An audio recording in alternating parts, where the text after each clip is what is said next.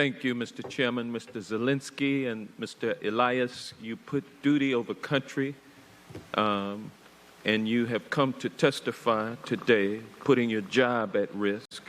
And I think the nation owes you both a debt of gratitude for coming forward as whistleblowers. Now, Mr. Elias, last summer, the state of California announced that it had reached an agreement with 4 automakers on air quality standards that would be stricter than the rules the Trump administration was preparing to adopt for the country, correct? Yes, that's correct.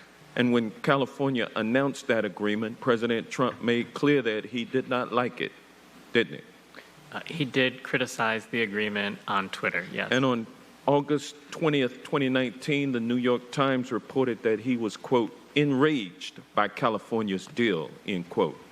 Trump even apparently called a White House meeting to plot ways to retaliate, all because he resented the fact that California and the 4 automakers would dare to undermine his loosening of air quality emission standards.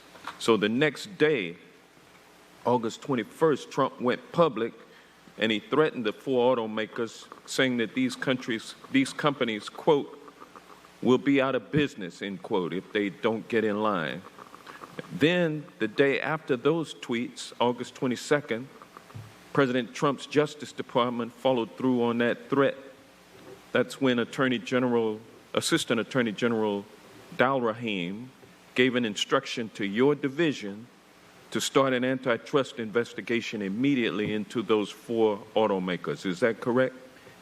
That is when the instruction to open the investigation happened on August 22nd, yes. And so the president tweets out threats, and then the next day the automakers get hit with an antitrust investigation. That's what happened, didn't it? And a point I would like to underscore is normally for significant, complicated matters, people put time and attention into assessing potential defenses. But you didn't have any time to do that because the president made the order on August 22nd, on August 21st, and the investigation began on August 22nd.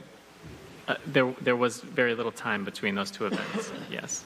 Do you believe that the department commenced that investigation based on good faith belief that they had committed a violation of the antitrust laws or not? So the career staff who examined it saw some very obvious defenses, things called state action, nor Pennington, and you really have to twist things to get around those. So it did not appear to be in good faith, no. That investigation didn't have anything to do with protecting the American people from anti-competitive behavior, did it? So the career staff who reviewed it had some great concerns about opening it, especially the people who were then charged with actually conducting the investigation. They documented their concerns with the legal underpinning of the case, and if you're immune from eventual prosecution for something because you have a legal defense, you should be immune from investigation for having committed. And the law was clear that the state of California was immune.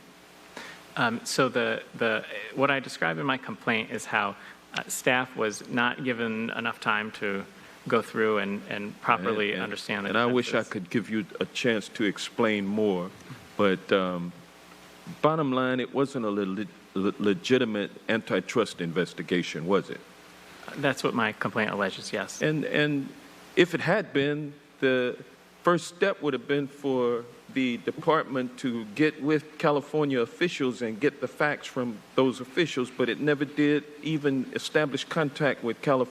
We are going to briefly leave this hearing, but you can continue watching.